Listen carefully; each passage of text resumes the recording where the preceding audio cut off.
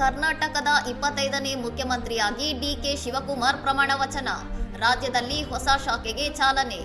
ನಾನು ಡಿಕೆ ಶಿವಕುಮಾರ್ ಎಂಬ ಹೆಸರಿನಾದ ನಾನು ಕಾನೂನು ಮೂಲಕ ಸ್ಥಾಪಿತವಾದ ಭಾರತದ ಸಂವಿಧಾನ ವಿಷಯದಲ್ಲಿ ನಿಜವಾದ ಶ್ರದ್ಧೆ ಮತ್ತು ನಿಷ್ಠೆಯನ್ನು ಹೊಂದಿರುತ್ತೇನೆಂದು ನಾನು ಭಾರತದ ಸಾರ್ವಭೌಮತ್ವವನ್ನು ಮತ್ತು ಅಖಂಡತೆಯನ್ನು ಎತ್ತಿ ಹಿಡಿಯುತ್ತೇನೆಂದು ಕರ್ನಾಟಕದ 25ನೇ ಮುಖ್ಯಮಂತ್ರಿಯಾಗಿ ಡಿಕೆ ಶಿವಕುಮಾರ್ ಅವರು ಇಂದು ಪ್ರಮಾಣ ವಚನ ಸ್ವೀಕರಿಸಿದ್ದಾರೆ.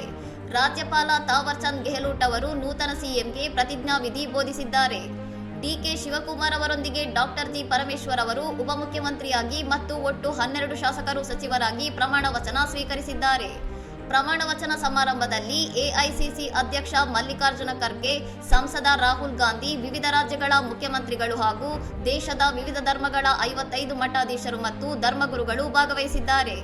ಸಚಿವ ಸಂಪುಟದಲ್ಲಿ ಜಾತಿವಾರು ಸಮತೋಲನ ಕಾಯ್ದುಕೊಳ್ಳಲಾಗಿದ್ದು, ಲಿಂಗಾಯತರು, ಒಕ್ಕಲಿಗರು, ದಲಿತರು, ಕುರುಬರು, ಎಸ್ಟಿ, ಮುಸ್ಲಿಂ ಮತ್ತು ಕ್ರಿಶ್ಚಿಯನ್ ಸಮುದಾಯಗಳಿಗೆ ಸೂಕ್ತ ಪ್ರಾತಿನಿಧ್ಯ ನೀಡಲಾಗಿದೆ.